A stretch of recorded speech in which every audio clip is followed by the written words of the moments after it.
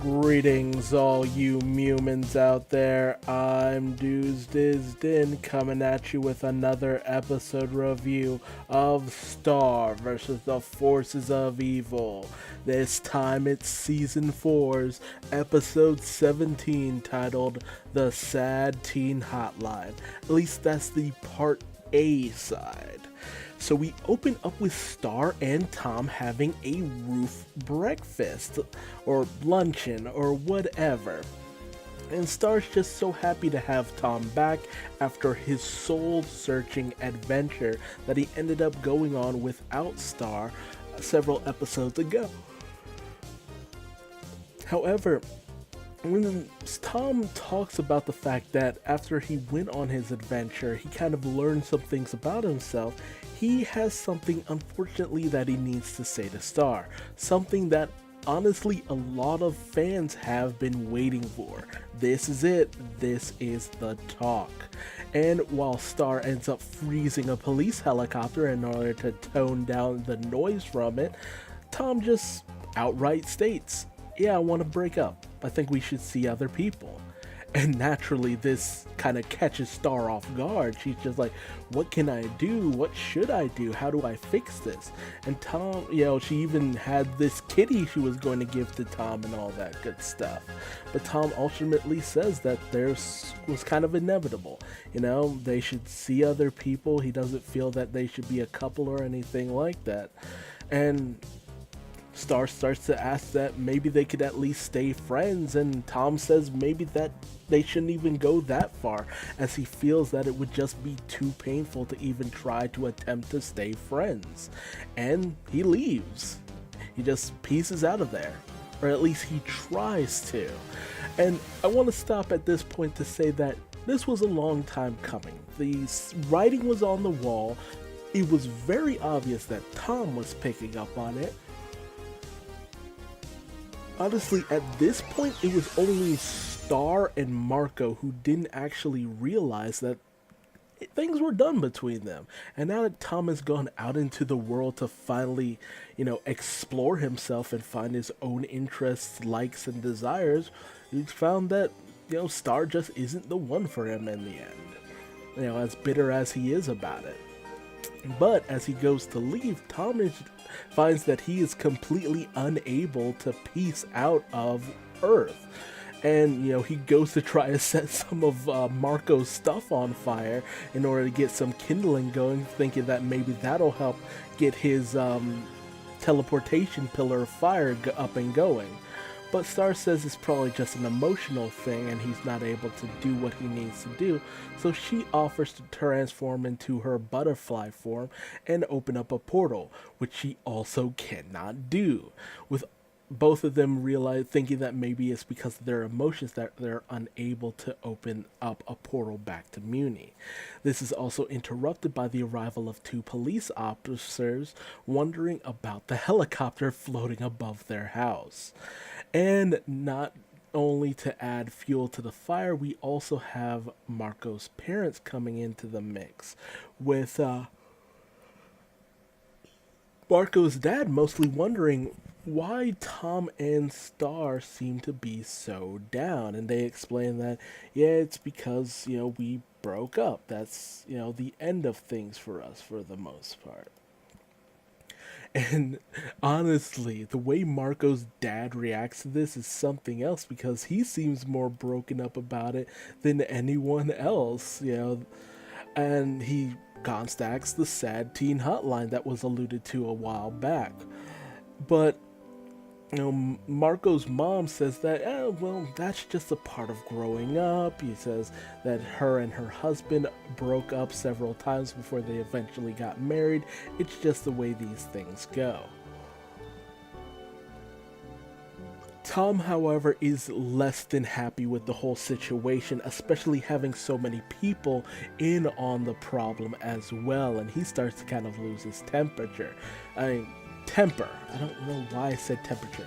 To the point where Star takes him outside in order to just kind of calm him down, be like, hey, look, it's, there's no reason to try to take this out on anyone. You just need to calm down and maybe you'll be able to do what you need to do.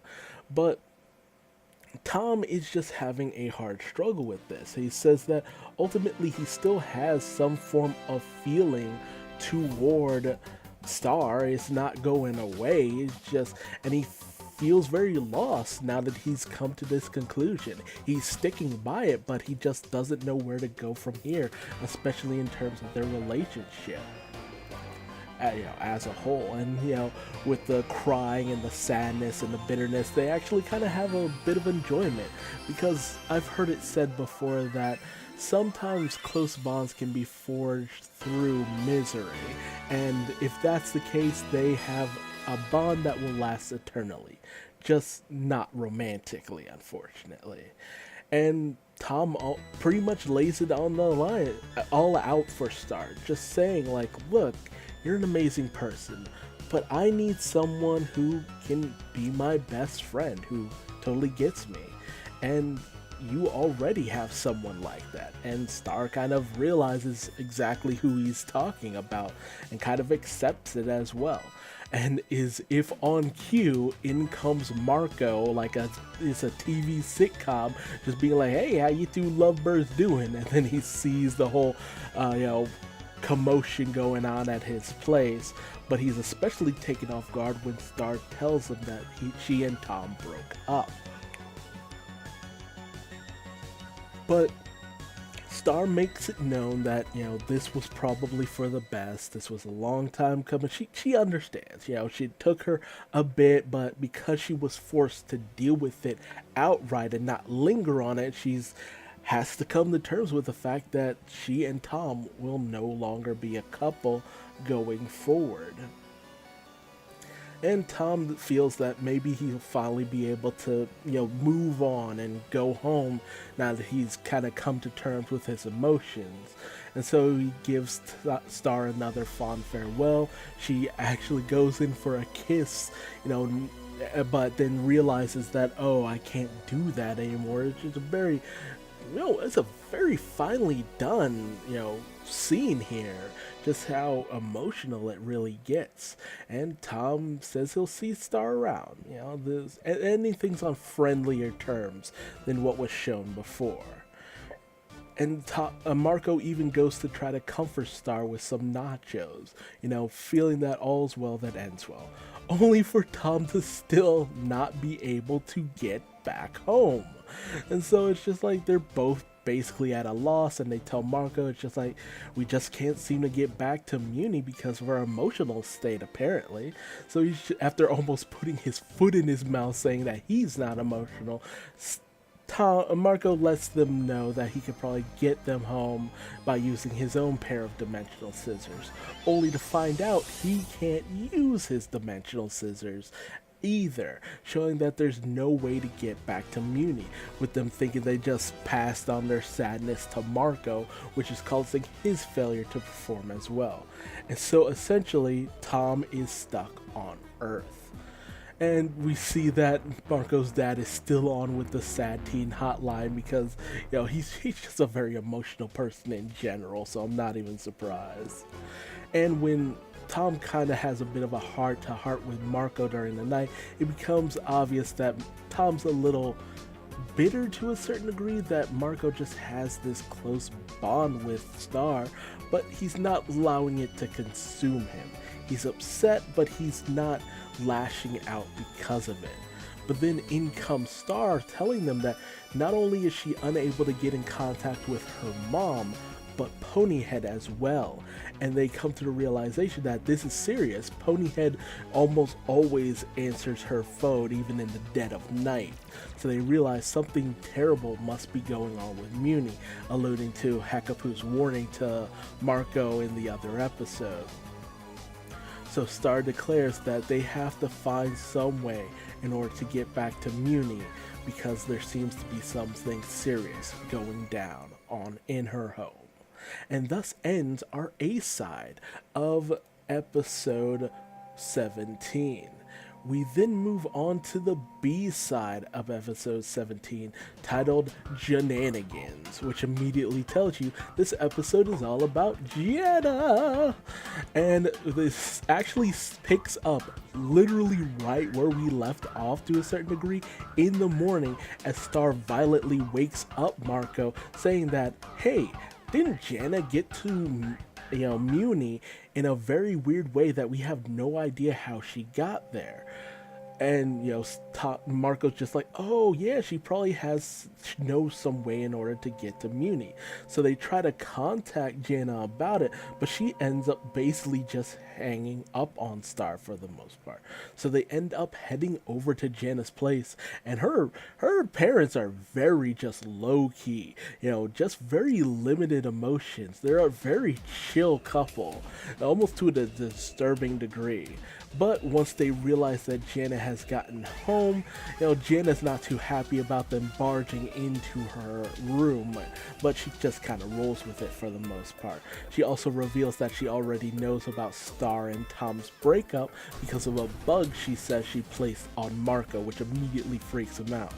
But Star kind of pushes Janna's comment to the side, saying that they won't be sidetracked because of Janna's Jannanigans, as she puts it. And I love this wry smile that Janna gives her, just like, I like that name. Like, she just embraces it. But they go in to confront her, saying that there's big trouble in Little Muni. So they need Janna to get over whatever she's doing and help them out. But Janna simply says she has no memory of how she got to Muni. And, she's kind of bummed about it. But, ultimately Stars asks her to just help them out and possibly help retrace her footsteps. She says that ultimately was on a Thursday, and so they go through Janna's Thursday routine, feeding her neighbor's possums garbage, which Tom eloquently puts, you're not supposed to feed these! And then Janna says that usually the possums destroy her hat, so she has to go to this guy named Needles in order to get a new one. However, in exchange for the new hat that he knits Janna, she's supposed to supply Needles' dog with these tennis balls for him to chase around. Why he would need so many, constantly is a little beyond me, unless his puppy just constantly chews him up. So they end up trying their best in order to collect some tennis balls for Needles. And we even have a moment where Tom just lays it out for Marco, hey, if you and Star end up kind of trying to become a thing, I just wanted to let you know I'm cool with it. Let you know that Tom has come to terms with this situation and has accepted it. And I feel like his trip is where he got to the point where he accepted it. He had to do some soul searching and realize that, these two make a better couple than we ever really did. They're just constantly on the same wavelength, because Tom just always has this friction with Star from time to time, just in the little things that she just does not care for about him. But Marco's a little bit confused. It's just like, but, because he's just like, well, now that the blood moon's gone, we don't have that connection anymore. And Tom's just like, you've always had that connection, even before the blood moon, even after it. And just, Tom is the biggest advocator at this point for Star and Marco becoming a thing. But this is sidetracked when Star's just like, look, we gotta just press Janna about this whole situation to finally get some answers on how to get to Muni. So they all start just kind of ganging up on her for the most part. And Janna just kind of has a bit of an emotional break, saying she doesn't remember, and that actually kind of scares her. She's so used to being so in control of everything about her life that not knowing something really freaks her out. And it just really has been hanging on her ever since. She's tried to put it so completely far out of her mind because it's just such an abnormal situation. And so everyone kind of decides to drop it for the most part, not wanting to upset Janna because, as Marco puts it, I didn't even know you had real human emotions. So they end up just chilling out at Britta's Tacos, and despite the fact that Janna has been banned, as seen in the episode Britta's Tacos, Janna just says her name's Banana, and, Oscar buys into it. And Star says that, she's, not too hungry because she's just really worried about what could possibly be going on Muni.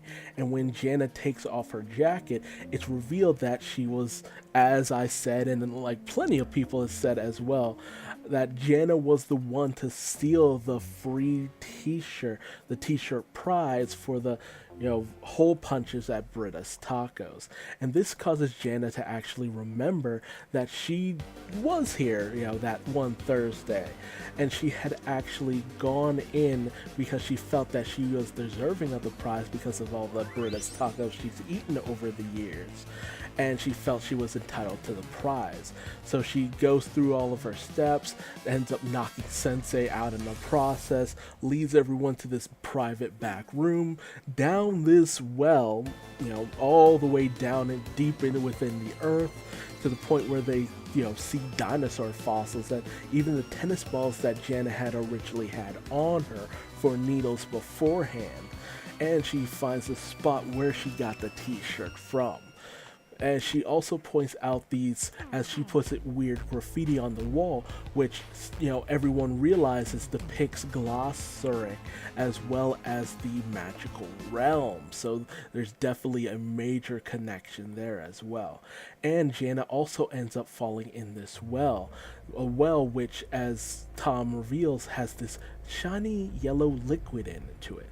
And Star puts two and two together, noticing the handprints on the seal for the well, revealing that it was the well that we saw all that time ago in season 2, I believe.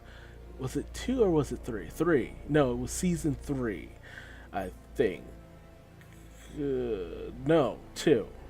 Well, I'm just completely all over the place. Whatever. Back when they were trapped in the realm of magic, when they were going through the various portals, we saw that one sealed realm that, Moon just couldn't get through. That was Earth, like so many people speculated. And Star reveals to everyone that that is a portal to the magic, the realm of magic. And thus they found their way into Muni. It's just that it involves submerging themselves in amnesiastic waters. Will they truly be able to make their way through and get back to Muni? And what of Hekapu's warning to Marco to stay out of Muni and not involve himself? What is going down in the world of humans and monsters? Just gonna have to find out in the next episode. But tell me your thoughts on this episode in the comment section below. How did you feel about it? Are you glad to have finally gotten that connection to how Jana got to Muni? Because that was always up in the air. Where did that one well lead to?